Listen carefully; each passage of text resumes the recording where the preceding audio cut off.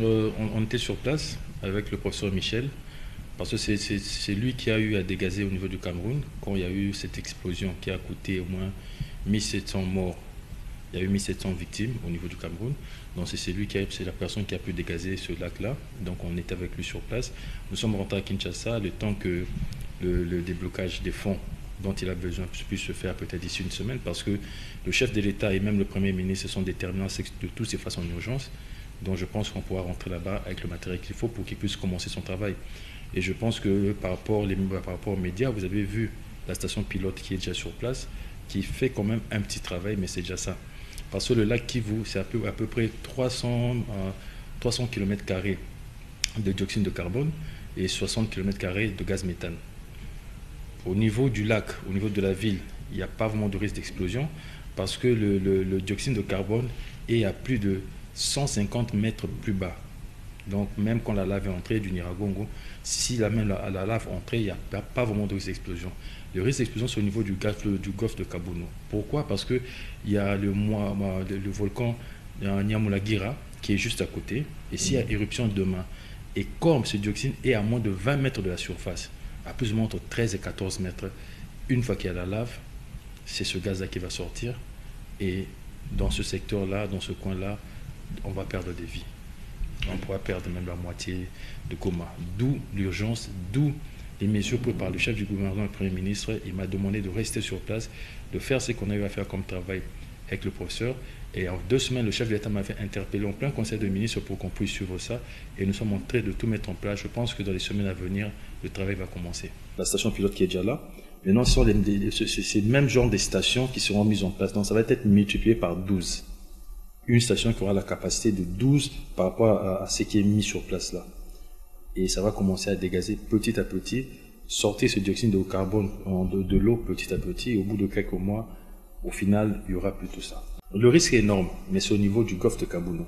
Et ce risque, on peut l'avoir, on risque beaucoup si le volcan Nyamulagira entre en éruption. Nous osons croire qu'il n'entre pas en éruption et qu'on a le temps de travailler rapidement. C'est un travail qui doit être fait depuis. Et dans le gouvernement passé, parce que j'étais membre du gouvernement passé, le chef de l'État avait ordonné qu'on puisse décaisser les 5 millions et quelques pour que ce travail soit fait. Bizarrement, ça n'avait pas été fait, ça n'avait pas été suivi. Donc là, actuellement, ce qui est sûr, c'est que la volonté politique, elle est là. Le chef du gouvernement, le Premier ministre, a donné des ordres qui sont clairs. Le chef de l'État avait donné le temps. Donc le décaissement est en train d'être fait et les choses vont se faire rapidement. Parce que tel qu'on est là, admettons qu'il y a éruption du Nyamulagira aujourd'hui et que ça va dans le sens du golfe de Kabono, en tout cas on va perdre, on est mal barré. À peu près 15 à 20 km de la ville de Goma. En fait, c'est le prolongement du lac, mais il y avait eu éruption volcanique dans le temps et c'est ce qui avait fait, normalement ça devait mettre tête, ça se fermait en fait. C'est un cul-de-sac comme on dit. C'est ça le golfe de Kabono. Et de ce côté-là, c'est vrai que c'est quand même assez profond, à peu près 119 mètres, mais le dioxyde est à moins de 20 mètres de la surface. Le lac au niveau du côté de Goma, le dioxyde de carbone est à plus de 150 mètres en dessous. Donc même si la lave entre le temps qu'elle arrive en dessous, elle devient dure. Donc il n'y aura pas l'effet de l'explosion. Mais au niveau du golfe Kabono, il y a urgence.